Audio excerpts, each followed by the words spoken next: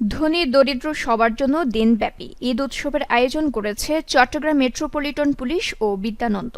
আয়োজনে ছিল চট্টগ্রামের ঐতিহ্যবাহী মেজবান, শিশুদের জন্য বিভিন্ন রাইডস, মায়েদের জন্য খেলাধুলা ও সাংস্কৃতিক আয়োজন এবং গণসালামি।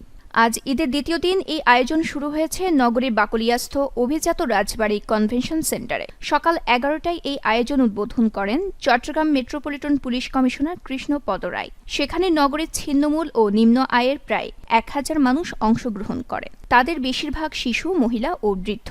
ঈদের আগে বিদ্যানন্দের একদল ভলান্টিয়ার তাদের ঘরে ঘরে গিয়ে দাওয়াত করে আসে। 2000 ছিন্নমূল মানুষের জন্য মেজবানের পাশাপাশি বিভিন্ন পরিবারে ঈদ উপহার হিসেবে পুষ্টিকর খাবারের ঝুড়ি ও নতুন কাপড় বিতরণ করেন সিএমপি কমিশনার। এছাড়াও তিনি শিশু ও বয়স্কদের মাঝে ঈদ সালামি বিতরণ করেন। পরে বিদ্যানন্দের মাধ্যমে ছিন্নমূলদের মাঝে বিতরণের জন্য তিনি 1 লক্ষ টাকা ঈদ সালামি প্রদান করেন।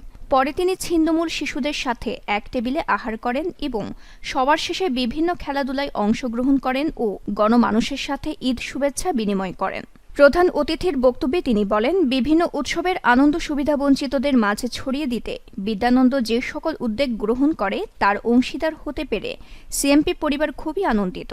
এই আয়োজনের ব্যাপারে বিদ্যানন্দ ফাউন্ডেশনের বোর্ড সদস্য জামাল উদ্দিন বলেন, ধনী গরিবের বৈষম্য দূর করার জন্য আমরা প্রতি বছর এ ধরনের আয়োজন করে থাকি। ছিন্নমূল মানুষকে সাধারণত দান করা হয়, কিন্তু তাদের কখনো দাওয়াত করে বাসায় অথবা অভিজাত কমিউনিটি সেন্টারে খাওয়ানো হয় না।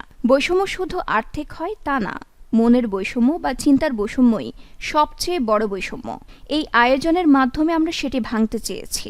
বাস্তুহারা বস্তি থেকে আসা ফাতেমা বিবি বলেন, এরকম এত সুন্দর এসি কমিউনিটি সেন্টারে আমি কখনো প্রবেশের সুযোগ পাইনি। এত সুন্দর আয়োজন সম্মান করে কেউ কখনো খাওয়ায়নি। আমি খুব খুশি।